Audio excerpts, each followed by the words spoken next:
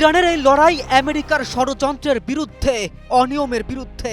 বেলজিয়ামের বিপক্ষে ড্র করে বিশ্বকাপে টিকে থাকার এই লড়াই যেন সকল মার্কিন অপশক্তির বিরুদ্ধে, যাদের খেলার পরে আমেরিকায় রেস্ট করতে পর্যন্ত দেয়া হয় না, যাদেরকে পদে পদে হয়রানি করা হয় কৌশলে, সেই আমেরিকার মাটিতে শক্তিশালী বেলজিয়ামকে রুখে দিয়ে বিশ্বকাপে টিকে থেকে ইরান দেখালো বীরত্ব এটাকেই বলে।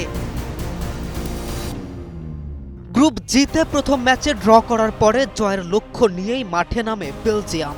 শুরু থেকেই কেভিন ডি ব্রুইনা ও রোমেলু লুকাকুর নেতৃত্বে আক্রমণের ঝড় তোলে ইউরোপের দলটি, কিন্তু ইরানের রক্ষণ ভাগ এবং গোলরক্ষক আলীরেজা বেইরান ভান্দ ছিলেন অটল দেয়ালের মতো। প্রথমার্ধেই একাধিক গুরুত্বপূর্ণ সেভ করে তিনি দলকে রক্ষা করেন। চাপ সামলে পাল্টা আক্রমণের ভয়ও ছড়ায় ইরান। হুসেইন কানানির দুর্দান্ত শটে অবিশ্বাস্য দক্ষতায় ঠেকিয়ে দেন থিবো কোর্তোয়া। পরে কৌশলী এক ফ্রি কিক থেকে বল জালেও জড়ায় ইরান, কিন্তু অফসাইডের কারণে। আসল ফল থেকে তৈরি সম্পূর্ণ প্রিজারভেটিভ মুক্ত ফ্রুটিকা, পিওর মানে ফ্রুটিকা।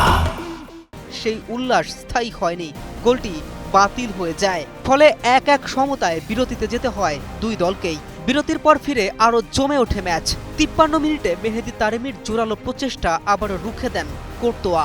7 মিনিট পর বেলজিয়াম গোলের খুব কাছাকাছি পৌঁছেছিল, কিন্তু ম্যাক্সিম ডি কুপাইনের শট অসাধারণ সেভে ফিরিয়ে দেন বেইরান ভান্দ। যেন খেলা নয়, জীবন দিয়ে দলকে বাঁচানোর প্রতিজ্ঞায় মাঠে নেমেছিলেন এই গোলরক্ষক। এরপর 66 মিনিটের নাটকীয় মোড় নেয় ম্যাচ। তারেমিকে থামাতে গিয়ে নাথান এনগয় লাল কার্ড দেখলে 10 জনের দলে পরিণত হয় বেলজিয়াম। সংখ্যাগত সুবিধায় ম্যাচে কিছুটা সুযোগ লুফে নেয়ার চেষ্টা করে ইরান। যদিও তাতে গোলের দেখা পায়নি দলটা, তবে জান প্রাণ উজাড় করে দিয়ে দলের জন্য লড়ে গেছে ওরা 11 জন। শেষ পর্যন্ত গোলশূন্য সমতায় দুই দলকেই মাঠ ছাড়তে হয়। ফলে বিশ্বকাপে এখনো সগৌরবেই টিকে আছে ইরান। কে রাফিন, নিউজ 24।